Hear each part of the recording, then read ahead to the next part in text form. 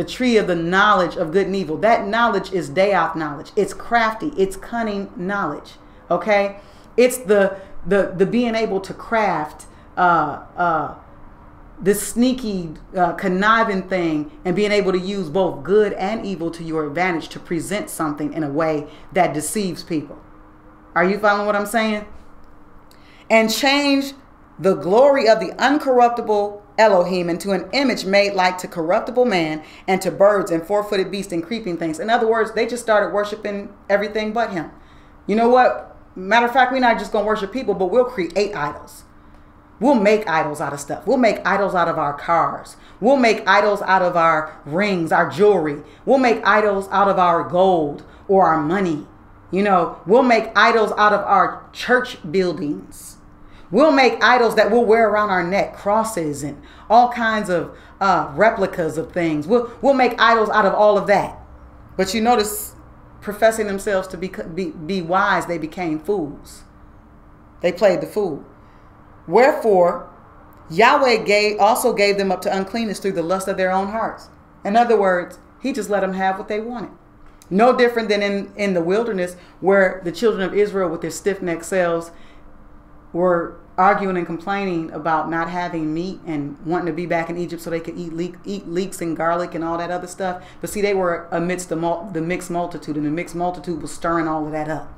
That's why I go back to watch what you're hearing, because see, there's always deception. It's just, what are you hearing? Okay? What are you listening to? All right? But this is no different. He gave them what they wanted. He said, okay, you want the lust of your own heart? You want this foolishness? You want to ignore me? You want to worship men? You want to worship idols? Go ahead. So he gives them up to uncleanness. In other words, he lets them go ahead and do what they want to do through the lust of their own hearts, to dishonor their own bodies between themselves. Now, this gets down to something else. This dishonoring your own body.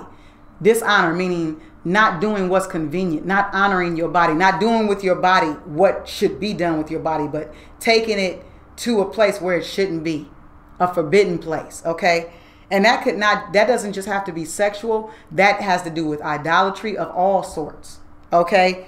Verse 25, who changed the truth of Yahweh into a lie and worshiped and served the creature more than the creator. See, what the problem is that you're worshiping what's going on around you. That's what depression is. It's the worship of yourself based on your outward circumstances. You're worshiping the creation and not the creator. Your focus is the outward existence of your situation and circumstances, but not dealing with the inward, which is your heart, and how that relates to the Father, in relationship to the Father. Are you following what I'm saying?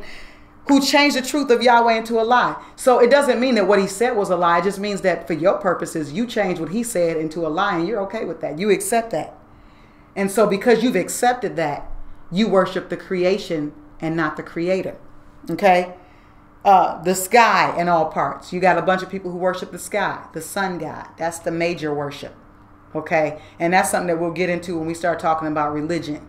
That whole sun worship, worship of the sun, the crescent moon, all of that stuff, the stars, the zodiac, all of that stuff. We'll get into more depth regarding that. Animals, you know, creating molds of animals. You got religions like, I believe it's China, that has over 300 million idols. That's like 3 personal idols. I think my husband told me it was 3 personal idols per person. In India. Thank you, dear. He corrected me. In India. 3 personal idols per person. Dogs.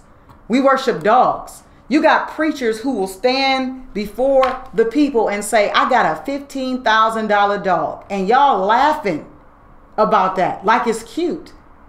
That's so stupid. How do we worship dog? Why do we need a $15,000 dog? And what language does a dog speak but dog? You know, that's what baffles me. You talking about deception. These fools are really deceived into thinking that because this man stood before him and said he had a $15,000 dog, and the reason he got a $15,000 dog was because it speaks more than one language and blah, blah. What language does a dog speak? Last I checked, a dog speaks dog. Now, yes, they do understand men, but they would understand whomever they're given to because they come from that culture, right? I just, you know, whatever. $15,000 dog. or should I say $1,500 dogs, whichever, because you got all these people. We've been running into people on a regular basis who are veterinarian fanatics who take their dog to the vet for any given thing. How do you take a dog to a vet and spend $1,500? I'm just sorry. It's time to put the puppy to sleep. If it's going to cost me $1,500 to get him fixed, I'm either laying hands. I told a guy that is supposedly a believer. I told him, he was explaining to us that he took his dog to the vet and it cost him $1,500 because his dog's uterus came out or whatever. It was all because he wouldn't allow the dog to mate. That she was in such heat that her uterus fell out of her body. Okay. And my question to him was, one, why don't you just let the dog get laid? Why are you keeping the dog from getting laid? He's saying that she can't have babies and all these other things are wrong with her. Well, if she can't have babies, please let the dog out and let her go get laid. She's in heat. Why you got to let her uterus fall out?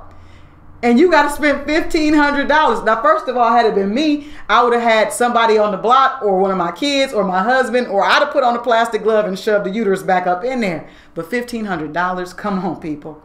$1,500, do you know how many people that could feed? Do you know what blessing to a true ministry that would be? But people don't think like that because they worship creation more than the creator. So they are vain in their imaginations. They worship multi-million-dollar facilities. Let's talk about these edifices, this edifice complex folks have. In the process of all this building and building funds, all these multi-billion-dollar edifices, how many poor people do you think we could clothe, feed, educate in the word on a regular basis? That's just food for thought. And I mean, you know, my husband did a breakdown, but I dare you to do a breakdown of some of the money. If you do some research online and find out what kind of money has been spent in quote unquote religion, you know, building churches and all of this stuff, and then just kind of do a breakdown of the math of how many people that could feed and blah, blah, blah. It's absolutely insane. Okay. The things that people worship. Cars, boats, clothes, homes. Y'all just got to have certain clothes, got to have certain cars.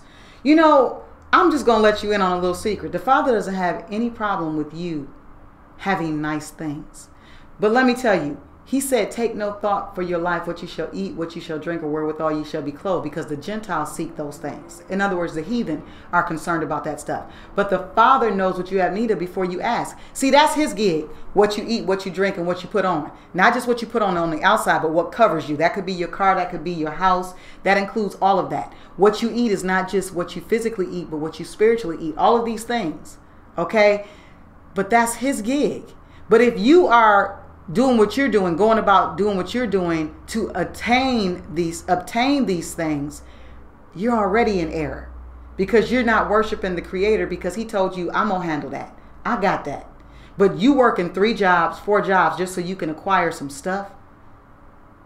You already in error. See, that's why you gonna come down to the wire. It's gonna get to that day and he's gonna say, depart from me. You're gonna be like, no, but I gave my tithes, I gave offerings in the offering, and you know, the guy that was standing on the side of the road from time to time, I gave him a couple of dollars. You know, he's gonna be like, get out my face, I don't know you, because you're not in a relationship with him. You're doing what you're doing to get what you want, and you're wondering why the death that's all around you affects you the way it does. It's because you're not connected to life.